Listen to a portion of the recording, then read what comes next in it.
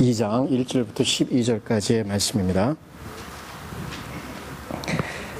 마태복음 2장 1절부터 12절까지의 말씀 읽도록 하겠습니다.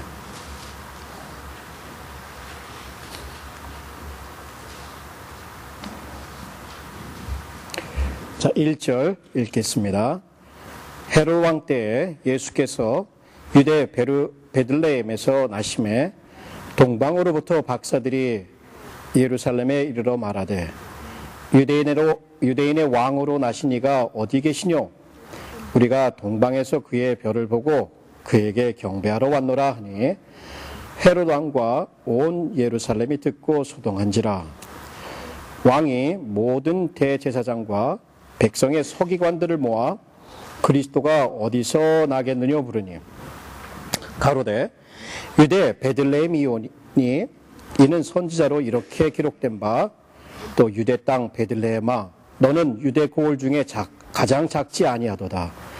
내게서 한 다스리는 자가 나와서 내 백성 이스라엘의 목자가 되리라 하였음이니이다. 이에 헤롯이 가만히 박사들을 불러 별이 나타난 때를 자세히 묻고 베들레헴으로 보내며 이르되 가서 아기에 대하여 자세히 알아보고 찾거든 내게 고하여 나도 가서 그에게 경배하게 하라. 박사들이 왕의 말을 듣고 갈새 동방에서 보던 그 별이 문득 앞서 인도하여 가다가 아기 있는 곳 위에 머물러 섰는지라. 저희가 별을 보고 가장 크게 기뻐하고 기뻐하더라. 집에 들어가 아기와 그 모친 마리아에 함께 있는 것을 보고 엎드려 아기께 경배하고 보배합을 열어 황금과 유향과 모략을 예물로 드리니라. 꿈에 헤롯에게로 돌아가지 말라 지시하심을 받아 다른 길로 고국에 돌아가니라. 아멘. 네, 우리 잠시 기도하겠습니다.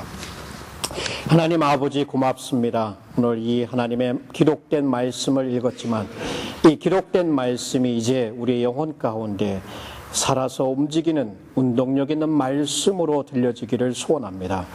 말씀 생각하며 배우고 묵상할 때 주시는 그 하나님의 그 빛과 그 하나님의 기쁨과 능력이 우리의 영혼 가운데 느껴지게 하시고 우리의 삶으로 인도되어질 수 있도록 이끌어 나갈 수 있도록 주님 도움을 베풀어 주옵소서.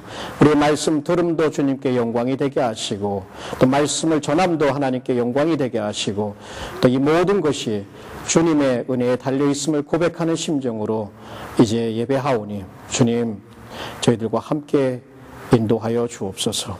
예수 그리스도의 이름으로 기도하옵나이다. 아멘. 여러분 오늘은 성탄절입니다.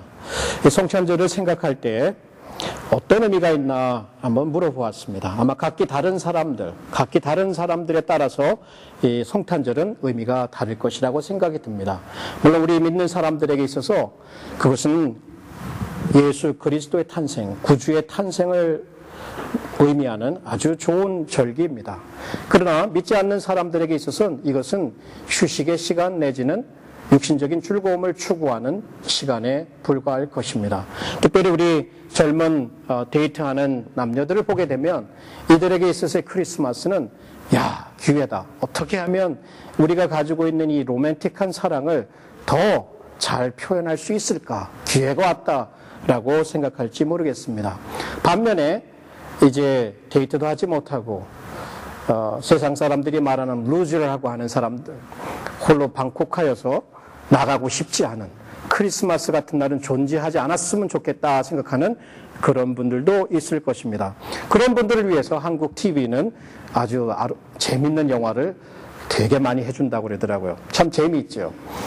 집에 아무도 갈 데 없어서 집에서만 머물게 될 사람들을 위해서 TV 방송사들이 아주 재미있는 영화나 오락 프로그램으로 크리스마스를 도배한다고 합니다. 글쎄요, 그게 어떤 의미가 있는지는 잘 모르겠지만 각각 다른 사람에 따라서 심지어는 저는 생각을 해봤는데 믿지 않는 사람들이라 할지라도 불교인이 됐든 마호메트 교도들이 됐든 혹은 무신론자가 됐든 이 크리스마스 절기라고 하는 것은 어떻게 보면 한 해를 마감하고 다음 한 해를 준비할 수 있는 휴식의 시간으로는 최소한 생각하는 것 같아요. 그렇게 사람의 종류에 따라서 자기가 믿고 있는 바에 따라서 크리스마스는 정말 다른 의미가 있는 것 같습니다. 저도 사실 이 크리스마스를 과거에 어떻게 지냈나 생각해 보니까 어린 시절 괜히 흥분되는 거예요. 크리스마스 하니까 뭐 캐롤송들이 울려 퍼지고 사람들이 바빠지고 연말이 되고 서로들 이렇게 선물을 주고받고 그러니까 마음이 들뜨는 거예요. 그래서 저도 어린 시절에 이거 아버지가 무슨 선물을 주나 엄마가 무슨 선물을 주나 묻기도 하고 조금 더 커서 10대가 되니까 친구들끼리 모여 야 니네 뭐 할 거니? 뭐 할 거야? 무슨 뭐 특별한 거 있어? 특별한 거 있어 해서 괜히 모여가지고 밤새서 이제 우리 그때 말로는 올라이트 한다고 그러죠. 올라이트 하면서 괜히 그 흥분을 가라앉지 못해서 아무것도 하지 않으면서도 그랬던 기억이 납니다. 아마 또 비즈니스 하시는 분들 같은 경우에는 하늘에 그 동안 어려웠던 그 비즈니스를 메이크업할 수 있는 그런 시간이 되기도 하고 사실 돌아보면 이 크리스마스가 어떤 건가 한번 생각해 볼 만합니다. 우리는 답을 알고 있습니다. 그것은 바로 우리를 구원하시기 위해서 하나님의 아들 예수 그리스도께서 육신을 입고 이 땅에 태어나신 날입니다. 그러나 세상은 그것을 상업화하거나 그것을 이익의 재료로 삼아서 한턱 보는 혹은 그동안 채우지 못했던 육신적인 즐거움을 만끽하는 그러한 시간으로 보내고 있습니다. 그런데 안타까운 것은 그러한 세상적인 그 영이 세상적인 분위기가 교회에도 여전히 언젠가 이렇게 파고 들어왔다는 얘기입니다. 그래서 크리스마스 하면 선물을 주고받고 메리 크리스마스라는 그 인사를 주고받는 것, 또 가족들이 오랜만에 모여서 한자리에 함께 하는 것, 결국 그렇게 하다 보니까 정작 예수 그리스도는 묻혀지는 듯한 그런 안타까움을 느낄 수밖에 없습니다. 여러분은 어떠십니까? 오늘 이 자리에 오셨는데 정말 여러분을 위해서 태어나신 그 예수 그리스도, 그분이 여러분의 마음 가운데 계십니까? 오늘 마태복음에는 이 두 가지 이슈를 제시하고 있어요. 한 가지는 뭐냐면 진정한 왕이 누구냐? Who is the king? 이 본문을 읽어보시면 헤롯 목자 혹은 더 나아가서 정말 왕, 유대인의 왕이 누구냐라고 하는 이 왕에 대한 이슈를 제기를 하고 있어요. 거기서 우리는 답을 알고 있습니다. 바로 아무도 관심을 주지 않을 만한 그 마국간에서 태어난 그 연약한 아기 예수가 이 우주를 다스리는 통치자, 왕이라는 사실을 우리는 알고 있습니다.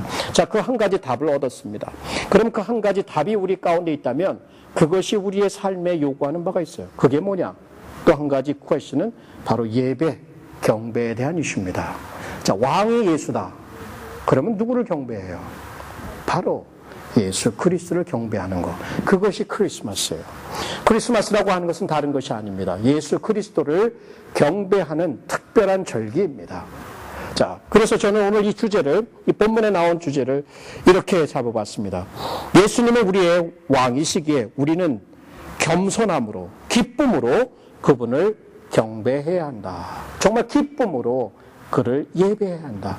그것이 우리가 모인 이유이며 그것이 오늘 우리에게 던져주는 하나님의 말씀입니다. 그렇다면 이 경배, 예배에 대한 이슈를 가지고 여러분과 함께 은혜를 나눌 때에 과연 우리가 모인 이 자리에서 우리는 어떻게 예배해야 되는가? 혹은 예배의 대상은 누구인가? 이런 여러 가지 이슈를 여러분과 함께 생각해 보도록 하겠습니다. 첫 번째, 우리가 분명하게 알고 넘어가야 할 것은 예배의 대상입니다. 우리는 누구를 예배하는가?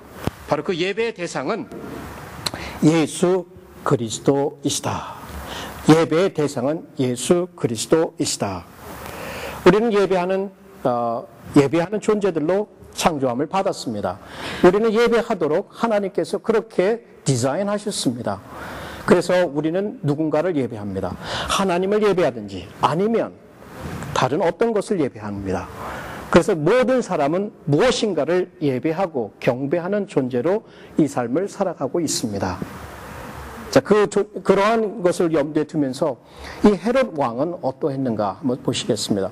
헤롯 왕에게 이 동방에 있는 박사들이 찾아왔습니다. 물론 우리가 그 사람들이 정확하게 누구인지는 알 수는 없지만 동방 먼 곳에서 최소한 한 1,000마일 떨어진 곳에서 긴 여행을 해서 찾아와서 유대인으로 나신 왕이 있다고 하는데 그 왕이 어디 있느냐라고 질문을 던져주게 됩니다. 헤롯에게 유대인의 왕이라는 소리가 들려졌을 때 그는 바짝 얼었어요.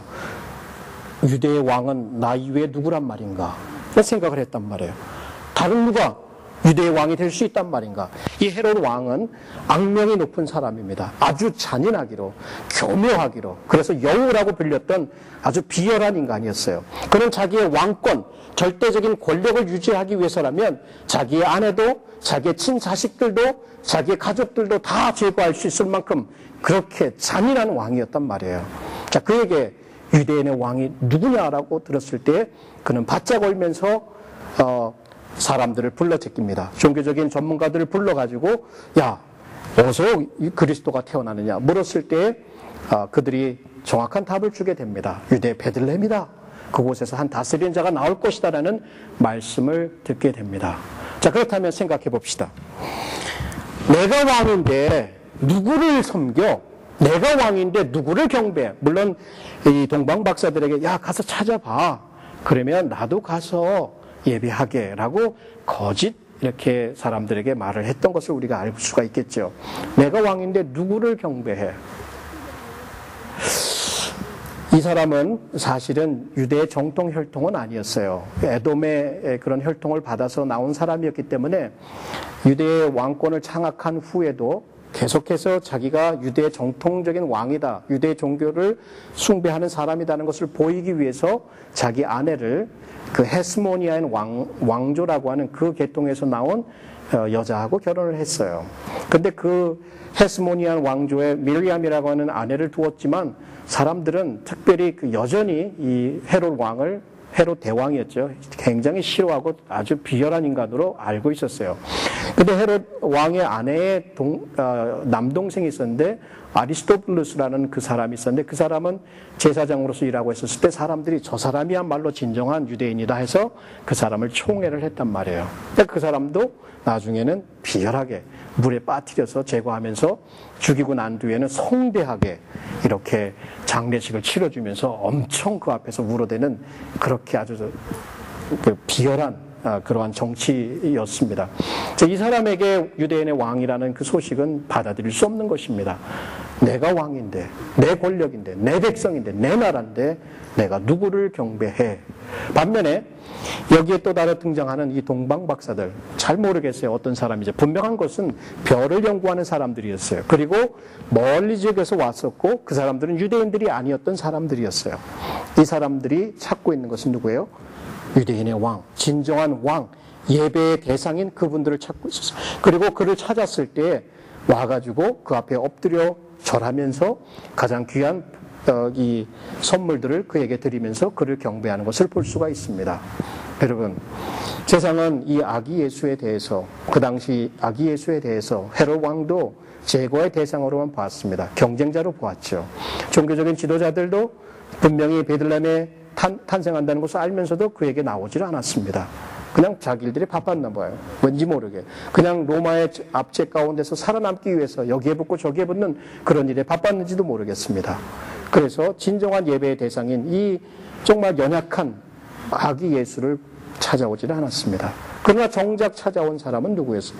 이방인이었던 이런 별을 연구하는 사람들이 찾아와서 그를 발견했고 그 앞에 왕으로서, 진정한 왕으로서 경배를 하고 있어요. 헤롯이 진정한 왕이 아니었고 다른 어떤 왕이 아니었고 바로 이 아기, 이분이 왕이라 해서 그분을 예배의 대상으로 삼고 예배를 했던 것을 볼 수가 있습니다. 그렇다면 여러분에게 질문을 던지겠습니다. 여러분, 오늘 누구를 예배하고 계십니까? 이 자리에서. 여러분은 여러분 자신을 예배하고 있지 않습니까? 헤롯 왕이 자기의 왕권, 자기의 영광을 예배한 것처럼, 자기 자신을 예배한 것처럼 이 크리스마스 때 무슨 선물을 받으면 더 좋을까? 어떻게 하면 더 즐길 수 있을까? 세상은 그렇게 그것으로 팔려가고 있단 말이에요. 진정한 예배의 대상이신 예수 그리스도는 딴 데로 쭉 밀어놓고 어떻게 하면 쉬고 어떻게 하면 내 자신을 즐겁게 할 수 있을까를 생각하는 이 세상. 근데 세상, 결국 교회 내에서도 예배하러 나오신 여러분들 정말 무엇을 예배하고 계십니까? 어떤 설교 잘하는 설교자의 이 카리스마틱한 메시지를 예배하고 계십니까? 아니면 예배의 좋은 음악 속에 그 분위기 좋음에 빨려 들어가서 거기 그 감정, 그 기분으로 무엇인가를 예배하고 있습니까? 크리스마스 다른 것이 아닙니다. 우리는 그런 분위기, 그런 메시지, 그런 음악, 혹은 그런 좋은 펠로십, 좋은 교회 분위기가 아니라 바로 예수 그리스도, 왕이신 예수 그리스도를 예배한다는 이 사실을 놓치면 우리 예배는 우상 숭배일 뿐입니다. 자기 자신을 섬기는 우상 숭배에 불과할 것입니다. 여러분, 늘 많은 프리처들이, 설교자들이 그것을 크리스마스 때마다 외치고 있지만 여러분과 저는 마음에 분명히 하십시다. 우리의 예배의 대상은 다른 아무 것이 아닙니다. 우리 자신도 아니요, 우리 자녀들도 아니요, 우리의 돈도 아니요, 우리의 직업도 아니요, 학력도 아니요. 바로 우리를 구원하시는 예수 그리스도만이 우리의 경배와 예배의 대상이다. 이 사실이 여러분에게 믿어지지 않는다면 여러분 아직도 예수 그리스도를 모르시는 분입니다. 오늘 이 자리가 우리 주 예수 그리스도가 어떠한 분이신지를 들을 수 있는 시간이 되기를 부탁을 드립니다. 그분이 나심은 바로 저와 여러분의 죄 때문이었고, 그분이 이 땅에 사심도 저와 여러분의 죄 때문이었고, 그분이 죽으심도 저와 여러분의 죄 때문이었고, 그분이 부활하심도 저와 여러분의 죄 때문이었습니다. 이 엄혹한 죄의 문제를 해결해 주신 이분, 바로 우리의 구세주이시며 우리의 왕이시며 우리의 하나님이십니다. 그분을 우리는 예배하는 것입니다. 자, 두 번째 예배의 부르심이 있습니다. 예배의 초청, 부르심은 보편적이다. 이 얘기는 뭐냐면 모든 사람에게 다 주어져 있다는 얘기예요. 보세요. 여기에 헤롯 왕, 물론 유대인은 아니었지만 유대의 왕으로서 통치하고 있는 이 사람도, 그 당시에 있는 종교인들도, 그 당시에 있던 유대인들 평민들도, 혹은 더 나아가서 저 멀리 있었던 아무도 들을 수 없을 것 같았던 그 이방인들도, 그 사람이 어떤 사람들이냐면 별을 연구하는, 구약의 성경에 보면 별을 연구하는 사람들을 돌로 쳐 죽이라고 그랬어요. 그 점술가들이었거든요. 점성가들이었거든요. 그 사람들을 돌로 쳐 죽여야 하는데 아무리 보아도 이해할 수가 없어요. 어떻게 하나님께서 그 사람들을 택해가지고 그 예수께 나와서 예배를 하게 할 수 있었을까? 자, 이것은 어떤 것을 우리에게 보여주냐면 예배로의 초청은 모든 만물이에요. 자연 만물, 혹은 우리가 지음받은 우리 모든 죄인들은 하나님께 나와 그를 예배하라고 부르고 있는 거예요. 특별히 크리스마스 때 우리 주 예수 그리스도의 나심을 우리가 축하한다면 온 세상이 다른 것으로 분주하고 다른 것으로 분위기에 휩싸이는 것이 아니라 그 크리스마스의 핵심인 그 경배의 대상인 예수 그리스도를 믿고 나와야 되는 거예요. 근데 안 나옵니다. 어떤 사람은 나오기도 하지만 어떤 사람은 여전히 안 나오고 있습니다. 혹시 여러분 이 자리에 계시면서 됐어, 나는 너무나 죄가 많고 나 같은 사람 하나님 앞에 나올 수 있겠어? 하면서 그런 분이 있다면 하나님께서는 바로 이 이방인이었고 점성술을 하는 사람들을 택해서도 예수 그리스도의 나심을 축하하는 사람들로 불렀던 것, 멀리서도 불렀어요. 가까이 있든 멀리 있든 상관이 없습니다. 교육에 고와도 상관이 없습니다. 어떤 누구이든 간에 하나님은 부르고 계십니다. 나오라고, 값없이 사서 마시고 먹으라고. 그것이 바로 크리스마스의 메시지입니다. 혹시 이 크리스마스에 여러분 단 때는 안 나와도 요 때는 나가야지 하고 교회를 나오신 분이 있으면 아주 잘하셨습니다. 여러분이 오늘 주님의 부르심에 청하여서 예배 자리로 나온 것은 하나님의 은혜입니다. 그런데 여러분의 문제는 오늘만 나오는 게 문제예요. 오늘만 나오면 문제예요. 그러나 이후에도 계속해서 하나님을 예배하는 자리에 그 부르심에 응답하여서 나아가는 그것이 저와 여러분 우리 모두에게 필요할 것입니다. 여러분 어떠십니까? 세상은 자기를 숭배하는 세상 아닙니까?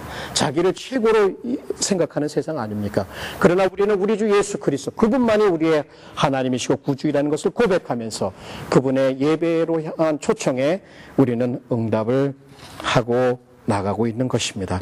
세 번째, 예배의 마음, 제가 The spirit of worship is the joy of salvation이라고 그랬는데, 예배의 그 분위기, 예배를 다스리는 장악하는 어떤 스피릿이 있다면, 그 기분, 분위기가 있다면, 그 마음이 있다면, 그것은 바로 그 핵심이 뭐냐면 구원의 기쁨입니다. 다른 어떤 것이 아니에요.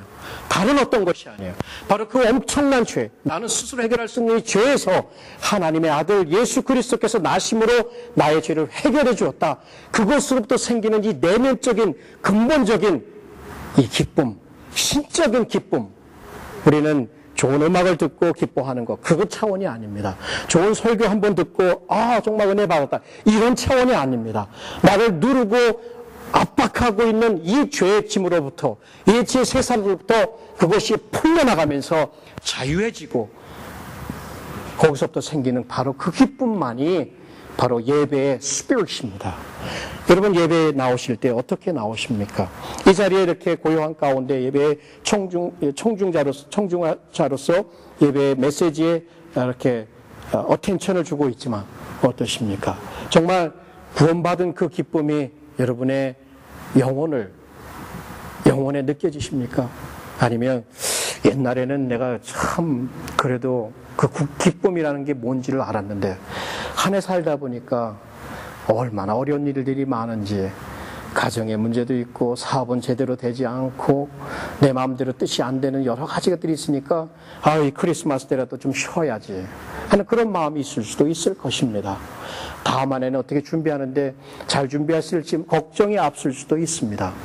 그러나 그런 모든 것보다도 근본적으로 예배에 들어왔을 때 거기에는 하나님과 내가, 전에는 하나님의 원수의 자리에 있었지만 이제는 하나님의 친구가 되었다, 하나님의 자녀들이 되었다라고 하는 이것으로부터 오는 이 기쁨이 우리의 내면에 있어야 됩니다. 이 spiritual joy, unspeakable joy, indescribable joy가 바로 구원의 기쁨입니다. 고백하는데요, 이 기쁨을 매일같이 누리고 싶습니다. 그러나 왜 이렇게 남의 얘기 같은지, 어떤 사람은 굉장히 저 사람 참 저 기쁨 나도, joy is contagious. 그래서 그 contagious가 우리 가운데 넘쳐나서 찬송을 부를 때에도 얼굴에 환한 미소 가운데 하나님을 향하여 기쁨의 찬송을 드리고, 여기에 이 매자이들, 이 와이즈맨들도 어떻게 기뻐했어요? 기뻐하고 기뻐하였더라. exceeding great joy라고 했는데 우리의 예배의 기쁨이 어디 있습니까? 어디에 있습니까? 다른 데서 찾지 마십시오. 곰곰이 생각해 보십시오. 내가 누구였는가? 그러나 하나님의 아들 예수 그리스도께 오셔서 내가 어떠한 자가 됐는가? 나에게 어떠한 소망이 있는가? 내게 어떠한 부유함이 있는가? 이것이 상실된 가운데에 다른 곳에서 어떻게 기쁨을 얻을 수가 있겠습니까? 좋은 음악 좋습니다. 좋은 메시지 좋습니다.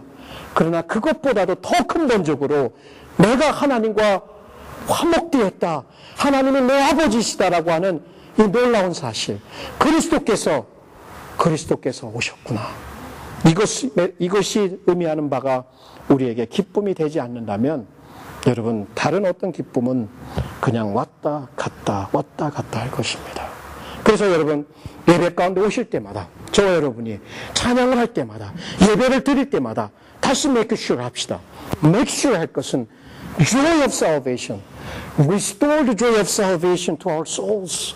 하나님, 우리에게 구원의 기쁨을 회복시켜 주시옵소서라는 간구가 필요할 것입니다. 그 회복이 우리에게 필요해요. 특별히 크리스마스를 맞이해서 마치 선물을 풀어볼 때 그 기쁨 어떻습니까? 그동안 너무너무 지겹게 고통스러운 그 질병으로부터 나았을 때 그 기쁨, 농부들이 추수해갖고 풍성한 이 곡식을 얻었을 때 그 기쁨, 이것보다 더 승한 하나님의 구원의 기쁨이 바로 예배의 마음, 스피릿이다라고 하는 부분입니다. 온 백성에게 미칠 큰 기쁨의 소식, 바로 이것이 천사들이 외쳤던 크리스마스의 메시지였습니다. 그 다음에 네 번째, 예배의 대가입니다. 예배의 대가는 우리 자신의 생명이다라고 하는 부분이에요. 도대체 이게 무슨 말일까? 생각해 보세요. 두 부류의 사람을 우리는 이 챕터 2에서 비교하고 있습니다. 헤롯과 종교인들, 이방인이었던 점술가, 메자이, 와이즈맨들, 이 두 부류의 사람이 있습니다. 자, 이분들이 예배를 드리기 위해서 어떤 대가를 지불했는가? 헤롯, 아무것도 대가 지불한 거 없어요. 그저 경쟁자가 생겼기 때문에 이 사람을 신속하게 제거해서 자기의 왕권을 경고케 하고 자기의 파워를 리테인하는 것이 그에게는 유일한 관심사였어요. 종교인들 알았어요. 많이 알았습니다. 베들레헴에 태어난다. 가셨다. 그럼 가야 되는데 가지도 않아요. 뭐가 바빴는지 갈 필요가 없는 것 같아요.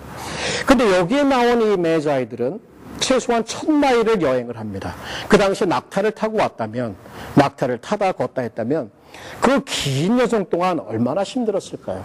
그 별을 한 가지, 예수 그리스도, 유대인의 왕이 태어났다, 우리의 구주가 태어났다는 그 한 가지를 가지고 1000마일을 여행하는 그 모습을 보십시오.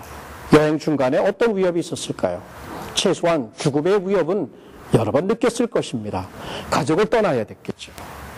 여러 가지 이슈가 있어요. 자기의 시큐리티 이슈가 있었을 거고, 건강의 이슈가 있었을 것이고, 또 돈의 이슈가 있었을 거고, 이런 여러 가지를 무릅쓰고라도 예배의 자리 가운데 예배하기 위해서 나오는 그 메자이들을 생각해 보십시오. 한 부류에서는 관심도 없어요. 그저 제거의 대상으로만 생각해요. 자기가 최고예요. 그러나 이쪽에서는 자기의 생명을 걸고 나온단 말이에요. 예배, 이거 웃고 넘어갈 문제 아닙니다. 예배에는 죽음과 생명이 왔다 갔다 하는 것이에요. 특별히 구약의 그림을 빌리자면 예배자들이 나옵니다. 동물들을 가지고 나와요. 동물들을 제사해요. 손을 얹습니다. 자기의 죄를 전가시켜요. 그래서 종물들이 죽어요. 사실은 뭐예요? 내가 죽는 거예요. 내가 왜 죽냐? 나의 죄에 대해서는 죽고 하나님을 향하여서는 살아나는, 그것이 바로 제사 행위, 예배의 행위였단 말이에요. 우리 예배를 얼마만큼 귀하게, 중요하게 여깁니까?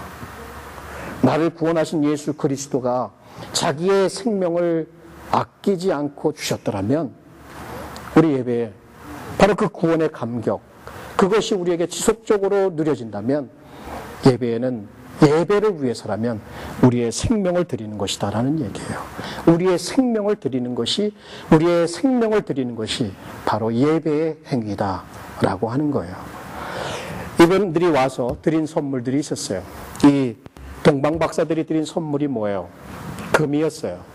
그 다음에 유향, 모략, 이 세 가지를 드렸는데, 초대 그 교부 중에 한 오리진이라고 하는 사람은 이것을 어떻게 해석을 했냐면, 황금은 주로 구약에도 보면 왕에 관련되어 있었어요. 왕권을 상징할 때 금이었어요. 그렇기 때문에 금을 드렸다는 것은 그 아기가 별 볼 일 없고 연약한, 그냥 한번 뚝 때리면 귀엽게만 보이는 그런 아기가 왕이었기 때문에 그 앞에 그냥 덥죽 절해서 그 앞에 기쁨으로 그를 예배했잖아요. 왕으로서 드린 것이다. 그럼 유향은 뭐예요? 이 냄새나는 거 향기잖아요. 이것은 특별히 하나님께 제사할 때 들어가는 그것을 말하거든요. 그것은 하나님께 들어가는 성도들의 그 감사의 기도를 상징하는 것이었거든요. 그러니까 하나님께 드리는 것이었어요. 그러니까 이 아기야말로 왕일 뿐 아니라 하나님이다라고 생각을 했고, 그 다음에 이 모략이라고 하는 건 귀중품이었어요. 기름과 같은 것이, 기름이었는데 이것은 특별히 장례 절차에 쓰일 때 그 악취를 제거하기 위해서 모략을 누었어요. 예수님의 장례 때에도 우리 마리아가 그것을 갖다가 누었잖아요. 마치 그런 것을 볼 때 이 세 가지를 드린 것으로 보았을 때는 왕이신, 그리고 하나님이신, 그러면서 완전한 인간이신 이러한 선물을 그분에게 드린 것이다 라고 하는 얘기예요. 자, 우리 예배 때 나올 때, 예배하러 나오실 때 물론 헌금도 드리고 감사의 찬송도 하고 하지만 더 중요한 것은 내 자신을 하나님 앞에 데디케이트한다. 그전에는 세상에 팔려서 살았지만, 많은 유혹에 넘어지고 살았지만 다시 나를 정결케 하셔서 하나님 앞에 드린다. 죄에 대해서는 다시 죽고 하나님 앞에 다시 살아난다라고 하는 이 놀라운 이 대가, 바로 우리 생명을 드리는 것입니다. 그런데 생명을 드려도 아깝지 않아요. 이거 드리면 아까울 텐데 어떡하나. 전혀 아깝지 않아요. 생명을 드리면 여러분은 진정한 생명을 사는 것이에요. 여러분의 생명을 가지고 맺고 살아야지, 건강하게 살아야지 하면 그게 그렇게 되던가요? 그러나 여러분의 생명을 마음껏 하나님을 향해서 드리면 여러분은 진정한 생명, 영원한 생명, 쇠하지 않는 생명을 지금부터 살아가고 있다고 하는 것입니다. 그래서 예배에 여러분을 드려도 전혀 손해볼 것도 없고 아깝지 않다는 것을 여러분이 생각할 필요가 있습니다. 마지막, 예배의 열매는 무엇이냐? 예배의 열매는 순종입니다. 자, 예배하고 났습니다. 그리고 나서 헤로드 왕한테 가서 가르쳐줘야지. 근데 꿈에 천사가 나타나서 헤로드에게 가지 마라. 그리고 다른 길로 이제 고국으로 돌아가는 모습을 볼 수가 있습니다. 자, 이때 헤롯 왕은 그 당대 최고의 권력자였습니다. 유대 땅에서. 만약 그의 명령을 거역한 게 밝혀지기로 또 하면 그들은 생명을 잃을 수도 있는 상황이었어요. 그럼에도 불구하고 생명이 잃을 수 있다는 것을 가정하고도 여전히 하나님의 천사의 메시지, 하나님의 메시지를 순종하는 모습을 보고 있단 말이에요. 진정 왕이신 구주인 그 아기 예수 그리스도, 그분의 왕으로서 하나님으로서 경배했다면, 그 마음이 마음가운데 가득 차 있다면 하나님께서 말씀하시는 바에 대해서 당연히 순종한다. 이것은 당연한 결과예요. 어려운 부분입니다. 여러분, 우리가 예배하고 있습니다. 우리 예배를 다시 한번 점검해 볼 필요가 있어요. 왜 우리의 삶에는 열매가 부족할까? 특별히 하나님의 말씀에 대한 순종에 있어서 왜 이렇게 인색할까? 무엇을 예배하고 있습니까? 다시 얘기하면 마태가 레이즈하는 이슈는 누가 진짜 왕이냐는 얘기예요. 나냐? 내 감정이냐? 내 기분이냐? 내 가족이냐? 내 돈이냐? 나냐? 아니면 야기, 연약한, 귀여운 그저 그런 아기가 왕이냐? 이 두 가지입니다. 만약 우리가 진정한 왕을 만났더라면, 진정한 구세주를 만났더라면, 그분의 기쁨으로 가득 찼더라면, 예배 가운데 그분의 말씀을 따르지 말라고 해도, 따르지 말라고 억지로 말려야 될 수 있을 정도로 진정으로 예수님을 경험한 사람들은 그러한 모습이어야 되는 것이 당연하지요. 그러나 우리는 늘 모순 속에 살아갑니다. 예배는 잘 드리고 땡큐 롤 하고 예배당을 벗어나면서 내 세상이에요.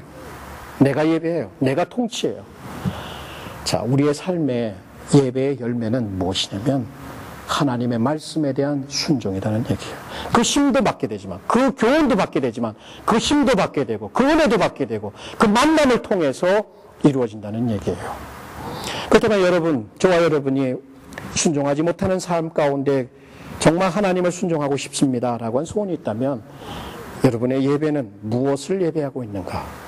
진정으로 살아있고 운동력 있는 그 하나님의 말씀을 통해서 사시고 영존하시는 하나님을 예배하고 있는가를 체크해 보아야 할 것입니다. 오늘 우리는 이 예배에 대한 것을 얘기를 했어요. 왜요? 그리스도의 나심은 바로 예배의 특별한 시간이기 때문에 그래요. 우리 오늘 예배하고 있습니다. 정말 감사한 일이에요.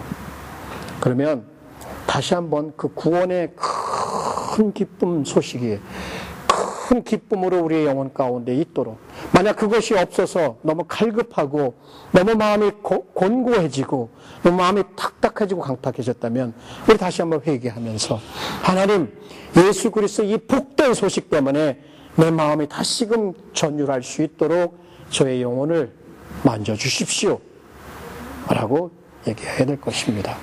그리고 더 나아가서 어떤 대가가 있는다 해도 그분 앞에 우리 자신을 기꺼이 드릴 수 있는 그러한 시간이 되어야 될 것입니다. 여러분, 크리스마스 한마디로 정리를 한다면 이것은 임마누엘입니다. God with us. 하나님께서 우리와 함께 하신다. 멀리 계신 게 아니라 이제는 우리 가운데 오셨고 우리 마음 가운데 우리와 늘 함께 계시는 이것이 크리스마스의 핵심적인 메시지입니다. 더욱이 우리 한 가지 기억할 것은 예배하기를 원하였던 자들, 목숨을 무릅쓰고 왕의 나심을 축하하기 위해서 왔던 사람들, 이 사람들을 하나님께서 인도하고 계셨어요. 별이 계속해서 그들을 인도하고 있었다는 사실이에요. 이건 뭘 얘기해 주냐? 예배하기 위해 작정하고 나선 사람들은 하나님께서 그냥 내버려 두지 않는다는 얘기예요. 반드시 그들을 인도하고 계신다는 사실이에요. 우리 그 확신이 있기에 예배하는 자리로 모여야 될 것입니다. 가정에서도 그렇고 교회에서도 그렇고 어느 곳에서도 예배하는 자리가 있다면 그곳으로 우리는 나아갈 것입니다.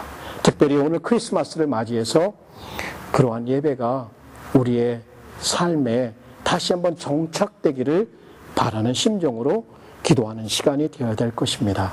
그러면서 우리 한번 이 천사들이 하늘에서 이 구세주의 나심을 선포할 때에 이 찬양했던 것 같이 우리에게도 우리의 입술을 통해서 그러한 찬양이 있어야 될 것입니다. 지극히 높은 곳에서는 하나님께 영광이요 땅에서는 기뻐하심을 입은 사람들 중에 평화로다 하니라. 그래요.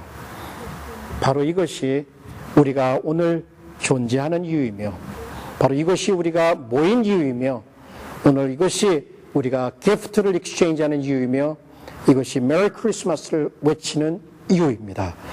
이것을 잃지 마십시오. 절대로 잊지 마십시오. 예수 그리스도 그분이 우리의 구주이시며 이 크리스마스의 주제입니다. 기도하시겠습니다.